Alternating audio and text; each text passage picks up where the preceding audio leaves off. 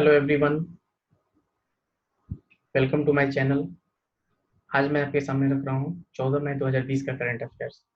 इसमें बारी बारी से जितने भी पॉइंट्स हैं उसको मैं डिस्कस करूंगा एक एक करके। तो स्टार्ट करते हैं फर्स्ट पॉइंट से। तो फर्स्ट पॉइंट है हमारा यहाँ पे जियोग्राफिकल इंडिकेशन टैग से, ठीक है, जीआई टैग से रिलेटेड। यहाँ पे 4 प्रोडक्ट को दी गई है जीआई टैग, जो कि 3 अलग अलग डिफरेंट स्टेट से बिलोंग करते हैं वो प्रोडक्ट। तो फर्स्ट प्रोडक्ट है हमारा जो कि झारखंड से बिलोंग करता है। तो झारखंड सोहराई खोबर पेंटिंग, इसका नाम है झारखंड सोहराई सोहराई खोबर पेंटिंग। एक traditional and ritualistic mural art है, जो कि एक पेंटिंग है जो कि वहाँ की लोकल जो आदिवासी महिला होती है उनके द्वारा तैयार किया जाता है। और मूल रूप से यह जो पेंटिंग की जाती है ये हजारीबाग जिले के अंदर में जो आदिवासी महिलाएं हैं वो इस पेंटिंग को बनाती है। और देखा जाए तो वो जो वहाँ पे अलग अलग तरह की अलग कलर की जो मिट्टियाँ पाई जाती हैं उनका उपयोग करके इस पेंटिंग को वो लोग बनाती हैं। तो इसको भी अब एक जीआई इंडिकेशन टैग दिया गया है जो कि झारखंड से बिलोंग करता है। तो यहाँ से क्वेश्चन आ सकता है, यहाँ पे हमें ध्यान में रखना होगा कि झारखंड सोहराई कोवर पेंटिंग जिसको दिया गया जीआई टैग। उसके बाद अगर हम देखें तो नेक्स्ट पॉइंट है हमारा तेलंगाना तेलिया रुमाल क्लॉथ। तेलंगाना का एक तेलिया रुमाल क्लॉथ है, ठीक है, तो उसे भी एक जीआई टैग मिला है। और ये एक हैंडमेड वर्क है जो कि कॉटन लूम से बनाया जाता है, ठीक है, मतलब हाथों से इसे तैयार किया जाता है, इसमें कोई मशीन की यूज नहीं की जाती है। तो इसे भी जीआई टैग दिया गया है जो कि तेलंगाना से बिलोंग करता है, तेलंगाना तेलिया रुमाल क्लॉथ, ठीक है। और थर्ड है हमारा थंजावर नेटिव वर्क्स जो कि तमिलनाडु से बिलोंग करता है। ये एक पीथ वर्क होता है, तो तमिलनाडु से जो बिलोंग करता है उसका नाम है थंजावर नेटिव वर्क्स। फिर उसके बाद फोर्थ पॉइंट में जो आता है वो है अरम्बावर वुड कार्विंग्स, ठीक है, अरम्बावर वुड कार्विंग्स इसका नाम है, जो कि तमिलनाडु से ये भी बिलोंग करता है। तो ये लकड़ियों के जो अलग अलग मतलब देखा जाए तो एक स्टैचू बनाई जाती है डिफरेंट डिफरेंट टाइप में, जो कि काफी वर्ल्ड फेमस है। तो उसे भी जीआई टैग दिया गया। तो यहाँ से देखा जाए तो 4 प्रोडक्ट है जिसको जीआई टैग दिया गया है, जो कि 3 डिफरेंट स्टेट से बिलोंग करता है। तो इससे क्वेश्चन आते हैं जीआई टैग से। नेक्स्ट अगर हम देखें तो नेक्स्ट है new initiative by the railways and postal department for delivery. मतलब हमें जो भी पोस्टल डिपार्टमेंट और रेलवे है उसके द्वारा एक नया इनिशिएटिव स्टार्ट किया गया है। किस लिए? For delivery and pickup of, जैसे कोई भी सामान की डिलीवरी करनी है या फिर कोई सामान को कोई पोस्ट के थ्रू आया है तो उसे लेने और मतलब डिलीवरी करने और घर से लेने के लिए, ये दोनों काम के लिए जो रेलवे ने एक नया इनिशिएटिव शुरू किया है पोस्टल डिपार्टमेंट के लिए, पोस्टल डिपार्टमेंट के साथ, जो कि ये साउदर्न रेलवे का वर्क है पोस्टल विभाग के द्वारा, जो कि केरल सर्किल के दौरान जो भी लॉकडाउन के अंदर जितनी भी पब्लिक है उनको मदद मिलेगी, इससे डोर टू डोर डिलीवरी होगी। तो ये काफी एक अच्छा प्रयास शुरू किया गया है साउदर्न रेलवे तिरुवनंतपुरम के द्वारा और जो पोस्टल विभाग है उसके द्वारा। तो यहाँ से क्वेश्चन बन सकता है कि which Indian railway which zones of Indian railway started started a delivery and pickup system with the help of postal department इन तिरुवनंतपुरम। तो हम आंसर कर सकते हैं साउदर्न रेलवे तिरुवनंतपुरम, ठीक है। साउदर्न रेलवे जो कि तिरुवनंतपुरम का है वहाँ उसके द्वारा और वहाँ के पोस्टल डिपार्टमेंट जो है उसके द्वारा इस कार्य को स्टार्ट किया गया है। नेक्स्ट पॉइंट है हमारा Uttarakhand CM launches hope a portal to help unemployed youth. तो उत्तराखंड के जो सीएम है त्रिवेंद्र सिंह रावत, उन्होंने एक पोर्टल स्टार्ट किया गया है जो भी बेरोजगार युवा हैं उनके स्टेट के उनके राज्य के उनके लिए। उस पोर्टल का नाम दिया गया होप, जिसका फुल फॉर्म होता है helping out people everywhere, okay. तो इसमें क्या है कि जो इस पोर्टल का मेन लॉन्च करने का एम क्या है कि जो भी वहाँ के युवा हैं उनको एक रोजगार के लिए अवसर पैदा करना, ठीक है, जो भी कौशल विकास के अवसर प्रदान किए जाए तो इस पोर्टल के थ्रू में प्रदान किए जाएंगे। तो इस वजह से इस पोर्टल को स्टार्ट किया गया है। तो यहाँ से भी क्वेश्चन आ सकता है कि उत्तराखंड सीएम ने कौन सा पोर्टल लॉन्च किया था अनएम्प्लॉयड अनएम्प्लॉयड यूथ के लिए, बेरोजगार युवाओं के लिए। तो हम आंसर कर सकते हैं होप, होप, ठीक है, होप उसका नाम है उस पोर्टल का। नेक्स्ट पॉइंट है हमारा यहाँ पे मध्य प्रदेश सीएम शिवराज सिंह चौहान रीलॉन्च्ड संबल योजना for Dalit tribals and poor. जो मध्य प्रदेश के अभी प्रेजेंट में सीएम जो बने थे अभी शिवराज सिंह चौहान, उन्होंने एक संबल योजना थी, पहले से ये योजना बनी थी बट इसको फिर से अभी इस टाइम पे रीलॉन्च किया है, ठीक है, ताकि जो दलित हैं दलित ट्राइबल्स हैं और जो गरीब लोग हैं उनको मदद मिल सके, ठीक है। इस योजना के तहत क्या है कि जो भी SC ST कैटेगरी में आते हैं लोग, जो भी पुअर है, गरीब हैं, उन समुदायों को मजबूत बनाने के लिए उन्हें जन्म से मृत्यु तक एक अधिकार प्रदान कराना है। ठीक है, तो इस योजना के तहत क्या है, टोटल जो इसके अंदर जो रजिस्टर्ड है इस योजना के अंतर्गत वो 1903 कैंडिडेट है। ठीक है, जिसमें कि उनके खाते में 41.33 करोड़ रुपया को ट्रांसफर किया गया है इस योजना के तहत।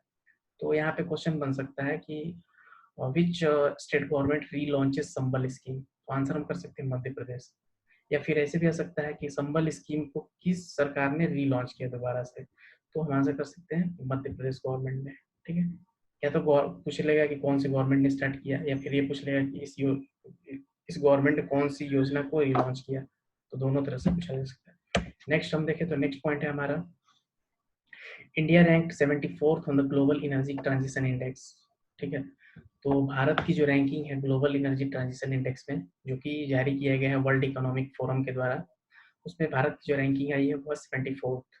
और इसके पहले जो रैंकिंग थी भारत की energy global energy transition index में, वो थी 76। तो देखा जाए तो थोड़ी बहुत सुधार हुई है। ठीक है, थोड़ी बहुत। और इसमें जो टॉप 5 कंट्रीज हैं जो कि टॉप में रहे हैं इस ग्लोबल एनर्जी ट्रांजिशन इंडेक्स की रैंकिंग में, वो है स्वीडन, उसके बाद है Switzerland, then Finland, then Denmark, then Norway. और इंडिया की रैंकिंग है वो 74th है। तो यहाँ से क्वेश्चन आ सकता है रैंकिंग से। उसके बाद अगर हम देखें तो नेक्स्ट पॉइंट है हमारा, Bhagalpur smart city uses innovative technological initiative to fight कोविड-19 पेंडेमिक।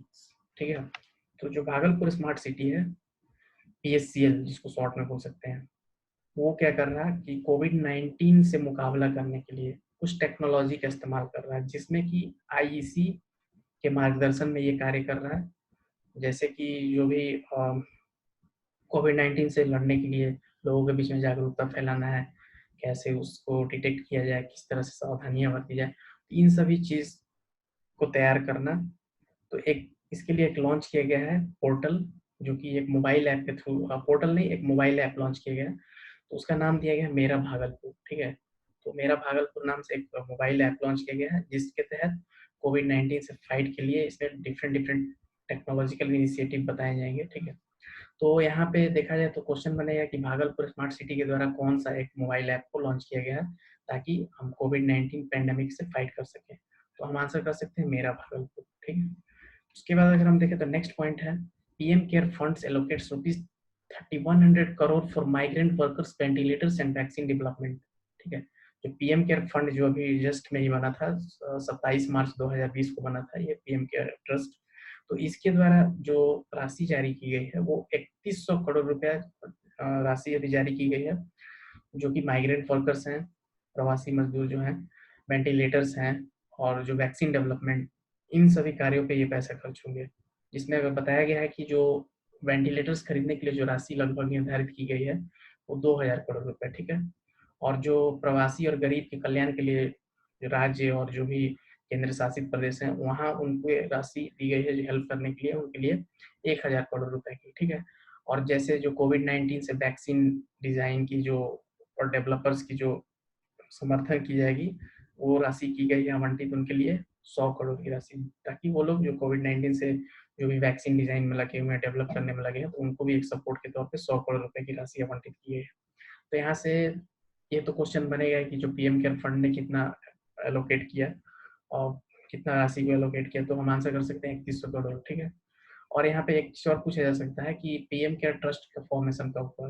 ये लेटेस्ट में हुआ था, जब से कोरोना का इफेक्ट स्टार्ट हुआ, लॉकडाउन स्टार्ट हुई, उसके बाद 27 मार्च 2020 को PM केयर ट्रस्ट का फॉर्मेशन हुआ था। ये भी क्वेश्चन में आ सकता है। और ये किसके किसके अंदर ये वर्क करता है, इसमें प्राइम मिनिस्टर नरेंद्र मोदी हैं जो कि हेड हैं, उसके बाद और भी जो मिनिस्ट्री है जैसे कि डिफेंस मिनिस्टर है, होम मिनिस्टर है, फाइनेंस मिनिस्टर है। तो टोटल 4 लोगों के सलाह से, उनके डायरेक्शन पे ये PM केयर ट्रस्ट जो है ये वर्क कर रहा है। तो यहाँ से क्वेश्चन आ सकते हैं, इस तरह से 2 से 3 क्वेश्चन बन सकते हैं। उसके बाद अगर हम देखें तो नेक्स्ट पॉइंट है, KVIC issues revised guidelines to implement vocal for local initiatives. KVIC क्या है, Khadi and Village Industries Commission. ठीक है, तो इसने क्या किया है, अभी जो वोकल फॉर लोकल इनिशिएटिव जो प्रधानमंत्री नरेंद्र मोदी के द्वारा दिया गया, उसको इम्प्लीमेंट करने के लिए कुछ गाइडलाइंस जारी किया है, ठीक है, ताकि जो खादी ग्राम उद्योग के अंतर्गत जो जो भी तैयार किए जाते हैं प्रोडक्ट्स, उसको बढ़ावा मिले। इस परियोजना को बढ़ावा देने के लिए कुछ नए गाइडलाइंस, रिवाइज्ड गाइडलाइंस को जारी किया गया है, ताकि उसको वोकल फॉर लोकल इनिशिएटिव को इम्प्लीमेंट किया जा सके वहाँ पे। तो यहाँ पे क्वेश्चन कैसे बन सकता है कि जो वोकल फॉर लोकल इनिशिएटिव है उसको इम्प्लीमेंट करने के लिए किसने नई गाइडलाइंस को जारी किया है, तो हम आंसर कर सकते हैं केवीआईसी, ठीक है, केवीआईसी जो khadi in village Industries commission है, ठीक है। और वोकल फॉर लोकल इनिशिएटिव ये प्राइम मिनिस्टर नरेंद्र मोदी के द्वारा बताया गया था, अभी उनके द्वारा ये बात कही गई थी। तो यहाँ से क्वेश्चन दो तरह से बन सकता है, ठीक है। नेक्स्ट पॉइंट अगर हम देखें तो नेक्स्ट पॉइंट है DST supports assistive tools to combat challenges faced by दिव्यांगजन एल्डरली ड्यूरिंग कोविड-19 पैंडेमिक, ठीक है। तो डीएसटी क्या है, Department of Science and Technology, इसने क्या किया है कि जो दिव्यांगजन हैं और बुजुर्ग हैं उनको कोविड-19 के प्रभाव, उनके ऊपर जो कोविड-19 का जो प्रभाव उसको कम करने के लिए कुछ उपाय किए हैं, ठीक है, कुछ उपाय किए हैं उनके लिए, ताकि उनको कम परेशानियां झेलनी पड़े। इस कार्यक्रम के तहत क्या है कि जो इन्हें अकेलापन जो महसूस होता है उसको दूर करना, साथ ही में इनके शिक्षा और मनोरंजन के साथ स्वास्थ्य और स्वच्छता से संबंधित जो भी जानकारी प्रदान करना है, उसके लिए एक ई टूल को डेवलप किया गया, ई टूल को विकसित किया गया, जिसके द्वारा ही उन्हें जो भी अकेलापन है उसको दूरी की जाएगी, उसको दूर की जाएगी। फिर उनके मनोरंजन का भी थोड़ा ख्याल रखा गया है, स्वास्थ्य से रिलेटेड, स्वच्छता से रिलेटेड इसमें जानकारी दी जाएगी इस ई टूल के द्वारा। और इस ई टूल को डेवलप किसके द्वारा किया गया है, राजलक्ष्मी इंजीनियरिंग कॉलेज जो कि चेन्नई में है, ठीक है। तो यहाँ पे तो दो क्वेश्चन बनेगा, एक तो किसने मतलब दिव्यांगजन और एल्डर पीपुल है उनके लिए एक ई टूल को जारी किया है, ठीक है। तो हम आंसर कर सकते हैं डीएसटी जो कि department of Science and technology. और ये टूल किसके द्वारा डेवलप किया गया है, ये भी क्वेश्चन आ सकता है। तो ये राजलक्ष्मी इंजीनियरिंग कॉलेज जो कि चेन्नई में है, ठीक है। तो यहाँ से दो क्वेश्चन आ सकते हैं। उसके बाद अगर हम देखें तो नेक्स्ट पॉइंट है हमारा, men are more vulnerable to corona virus than women. ये बात मतलब क्या हुआ यहाँ पे, यहाँ हम समझ सकते हैं कि जो पुरुष हैं उनके ऊपर जो कोरोना वायरस का इफेक्ट है वो ज्यादा होने का चांसेस है इन कंपैरिजन टू महिला जो वुमेन है उनसे। तो क्यों, इसके पीछे रीजन क्या है, तो एक हमारे ब्लड में जो ह्यूमन बॉडी है उसके अंदर, हमारे जो अंदर बॉडी के अंदर जो ब्लड है उसके अंदर एक ACE2 नाम का एंजाइम है, ठीक है। और इस ACE2 एंजाइम का क्या वर्क है, ये कोरोना वायरस के प्रति ये प्रतिक्रिया करता है, ठीक है। और उसको वो मतलब एक तरह से देखा जाए तो सपोर्ट करता है संक्रमण फैलाने में। तो ये एज एंटी वर्क नहीं करता है, ये सपोर्ट और प्रोवाइड करता है कोरोना कोविड-19 के इफेक्ट को, और ये बढ़ाने में मदद करता है। तो इस वजह से जो मनुष्य में ये फैलने के ज़्यादा चांसेस है। और फिर यहाँ पे ये बात उठती है कि जो पुरुष हैं उनमें ज़्यादा चांसेस क्यों है, क्योंकि जो ACE2 एंजाइम्स है वो जो पुरुष हैं उनके ब्लड के अंदर ज़्यादा कंसंट्रेशन में अवेलेबल है इन कंपैरिजन टू वोमेन। अगर वोमेन और पुरुष की बात की जाए तो पुरुष के ब्लड में ACE2 एंजाइम की कंसंट्रेशन ज़्यादा है, अगर कंसंट्रेशन ज़्यादा है तो खतरा ज़्यादा है संक्रमण होने का। तो यहाँ से हम समझ सकते हैं क्यों, ठीक है। तो यहाँ से क्वेश्चन बन सकते हैं दो तरह से। उसके बाद अगर हम देखें तो हमारा लगभग 10 पॉइंट यहाँ पे हुआ डिस्कस। और एक बात मैं और बताऊंगा यहाँ पे कि जो WHO ने एक गाइडलाइंस जारी की है, अभी हाल ही में बताया उसने कि जो कोविड-19 है ये बीमारी कभी खत्म नहीं होगी, ठीक है। और लोगों को बीमारी के साथ जीना और रहना सीखना पड़ेगा। मतलब जो कोविड-19 है ये बीमारी, इसके साथ रहना और जीना भी सीखना पड़ेगा, ये खत्म नहीं होगी, ये WHO का कहना है। उसने गाइडलाइंस जारी की, उसके तहत ये बताया है। जो WHO के इमरजेंसी डायरेक्टर है माइकल रियान, उन्होंने बताया कि यह कह पाना बहुत ही मुश्किल है कि जो मनुष्य हैं इस वायरस को रोकने में सफलता हासिल करेंगे, तो ये कह पाना मुश्किल है। तो ये WHO के जो डायरेक्टर हैं वो उन्होंने ये बात कही है कि बहुत सारे एक्सपर्ट्स के डिसीजन लेने के बाद ही ये बात कही होगी उन्होंने। तो मे भी हो सकता है ऐसा हो। ओके, अगर आपको ये वीडियो पसंद आई होगी, जो भी पॉइंट्स मैंने डिस्कस किया, अगर आपको अच्छा लगा हो तो आप लाइक कीजिए, शेयर कीजिए, और इस चैनल पर नए हैं तो उस चैनल को सब्सक्राइब कीजिए। Okay, thanks.